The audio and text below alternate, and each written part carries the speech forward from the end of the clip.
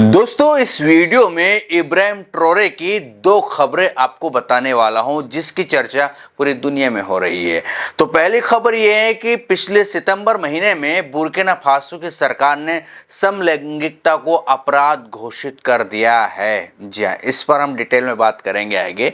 साथ ही दूसरी खबर यह है कि देश के सैन्य नेता कैप्टन इब्राहिम ट्रोरे की लोकप्रियता पूरे अफ्रीका में चरम पर पहुंच चुकी है। लेकिन यह सब क्या हुआ, क्यों हो रहा है और इसका आगे भविष्य क्या है, चलो थोड़ी और डिटेल में हम बात करते हैं। तो जुलाई 2024 में बुर्किना फासो की सरकार ने घोषणा की थी कि वे समलैंगिकता को अपराध घोषित करने जा रहे हैं और अब सितंबर 2025 में यह कानून औपचारिक रूप से लागू हो चुका है। जी हाँ, इस कानून के तहत समलैंगिक संबंधों को गैर कानूनी माना जाएगा और इसके लिए सजा का प्रावधान भी किया गया है। ये कदम इब्राहिम ट्रोरे की सरकार की रूढ़िवादी नीतियों का हिस्सा भी बताया जा रहा है। ट्रोरे जो 2022 में सैन्य तख्ता पलट के बाद सत्ता में आए थे इन्होंने बार बार अफ्रीकी मूल्यों और परंपराओं की रक्षा की बात की है।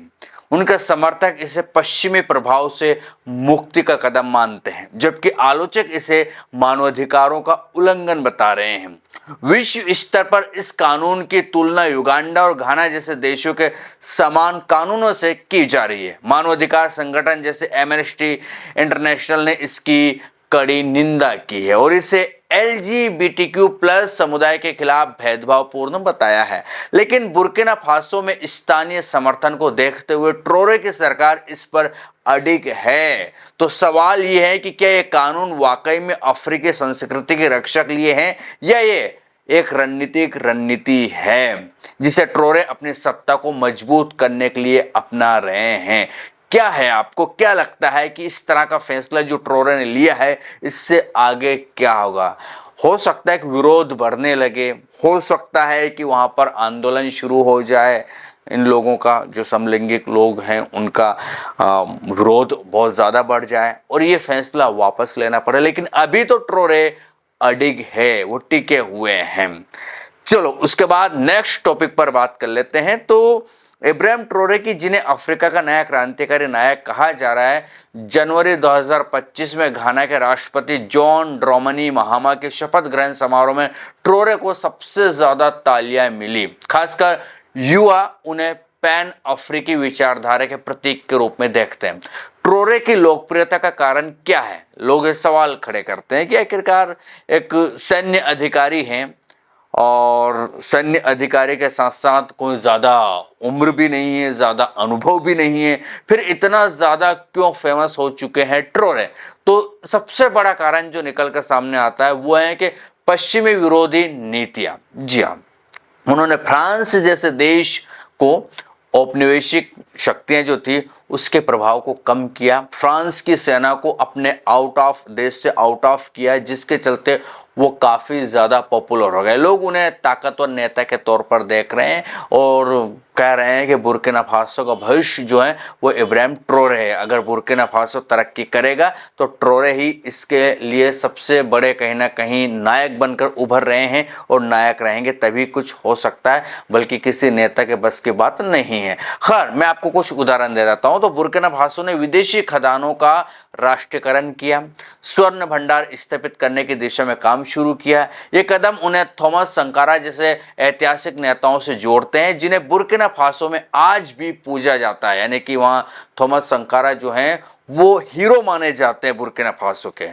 लेकिन हर सिक्के के वैसे दो पहलू होते हैं। ट्रोरे की नीतियां जितनी लोकप्रिय हैं उतनी विवादास्पद भी हैं। उनकी सरकार पर असहमति दबाने और पत्रकारों को जबरन सेना में भर्ती करने के आरोप लगे हैं। इसके अलावा इकोवास यानी कि पश्चिमी अफ्रीकी देशों का आर्थिक समुदाय से बुर्किना फासो के अलग होने और नई संक्रमण योजना के बाद ट्रोरे कम से कम 2029 तक सत्ता में रह सकते हैं, ऐसी बातें हो रही है। क्या ये लोकतंत्र के लिए, कुछ लोग इसे खतरा बता रहे हैं या फिर कोई ये भी कह रहा है कि नहीं, ये मजबूत नेतृत्व की जरूरत थी और बुर्किना फासो को मजबूत नेतृत्व मिल चुका है? इस पर आपकी क्या राय है वो मुझे बताइएगा। लेकिन ट्रोरे की जो सबसे बड़ी चुनौती है, जो सबसे ज्यादा उन्हें तकलीफ आ रही है, वो है देश में बढ़ता हुआ आतंकवाद। 2025 की पहली तिमाही में आतंकवादी समूह JNIM ने 280 से ज़्यादा हमले किए, जो पिछले साल की तुलना में 2 गुने हैं। और इन हमलों में सैकड़ों लोग मारे गए और सरकार की सुरक्षा नीतियां सवालों के घेरे में आई। इसके बावजूद ट्रोरे ने आर्थिक स्वतंत्रता पर जोर दिया। मई 2025 में उनकी रूस यात्रा और राष्ट्रपति पुतिन से मुलाकात ने चर्चा बटोरी।